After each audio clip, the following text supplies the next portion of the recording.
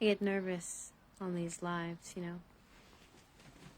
But here's what I want to say to you is I'm not trying to make some outrageous political statement.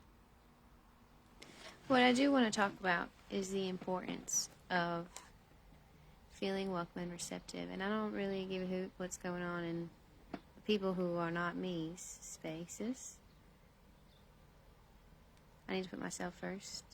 And what I like about MIT and its receptivity to me is that they have led in an appropriate and benevolent way. And they just say, hey, if you got family, if you got kids, which I don't. I ain't set up that way. But they're like, if you did, and you wanted to come to Cambridge and you're a graduate student and you have family, you're married, you have a spouse or boyfriend, girlfriend, children, if you're partnered and have family, Cambridge provides for that. They make inclusive efforts for the spouses of their graduate students. And I'm an engineer taking courses in data science, machine learning, and all this other supply chain and economics and things. And, intentions to do some real business and some serious engineering work. And that's something that I really have to commit to. You don't just wake up and decide to do engineering one day. It's like, it's a long-term path, And so I love MIT and its approach that they're saying, hey, we recognize that graduate students have families or they might have spouses and kids. So if you're showing up, we've already handled that, preemptively. We said, here's the, group for the inclusivity of your partners. They're making efforts to really include the family. And they are not beating around the bush about things, and they're just clear, and it's genuinely receptive, and it's calm, and it's stable, and it feels like being, I don't want to say parented, but it feels like being led appropriately and responsibly. It feels calm, and it creates emotional safety, because I am not a transgender person. I am a real-born female, feminine woman. There's no doubt that I have reproductive faculties. I'm not transgender. I'm not worried about infertility. I'm very aware of my fertility, and I have to make considerations as a appropriate female adult partner. Where would I land, and where am I going to invest my time? And when I compare that to the environment in Philadelphia and Drexel, I don't see the same quality standard reflected. And that is something that impacts long-term decision-making. Maybe it was okay as an undergrad where I was young and they were programming me for the she can do it all, and they were making the girls into engineers by training them to be like boys. Maybe that kind of worked for a while, the first iteration, but now 10 years later, graduating down the line, I'm not a rainbow person, and I do have actual family needs, and no rudeness or disrespect to those parties, but I feel like this university is not focused on the right priorities, and there's a lack of emotional safety. There's a lack of inclusiveness for regular female heterosexual cisgender women. I don't even want to say that word because it'll upset the conservatives.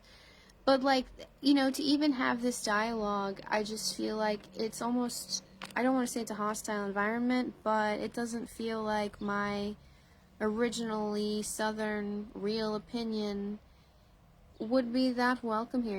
I've sat backstage in the Mandel as a crew member for the Democratic presidential convention. We don't host the Republicans there, and Philadelphia is a more liberal city, okay, but y'all, I want to show you, from my 30-something-year-old's eyes. I'm in my 30s now. When I was a 17-year-old high school student applying at Drexel, these topics weren't discussed, and I want to, get into the long-term effects of choosing the city. So Philadelphia versus Boston in liberalese, I think Cambridge is handling it a lot more nicely in inclusivity than the Drexel, and I don't want to just blame it on Drexel, but the Philly crowd is. And so if we can take that language and sort of, parse through it, that's really what I want to say, because I'm not interested in this gigantic divisive war. in our country. And so anyway, probably a million people are going to find this offensive. Hopefully not, but it's not intended to be.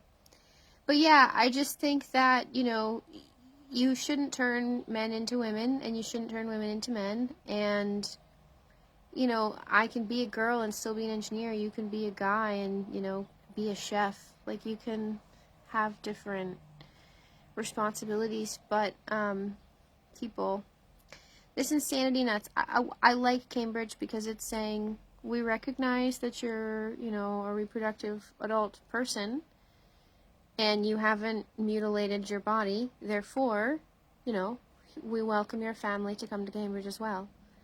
Meanwhile, at Philly, it's just like drunk drag brunch and people pissing on the sidewalks and curfews and riots and can't shop safely. I mean, just Philly, are you really doing that good of a job? I urge you to consider your politics on this day. And so, yeah,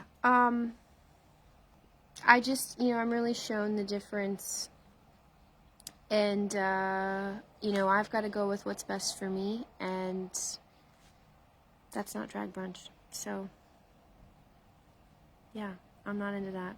I was really disgusted when I was in Philly. I was disgusted when I was in Philly, but I was disgusted when I was in New Jersey. I moved to New Jersey for the pandemic. And they just have, like, that's all they promote. And, it's time to move, you know, like, I need to be potted in the right soil, planted in the right pot. And,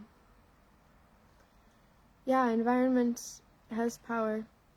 So, yeah, I can't believe I just put this on a Facebook Live, but I was asked to give my opinion, and so I did. So I dressed up. I tried to put on a costume and, like, wear a funny southern hat and, you know, talk about the airwaves.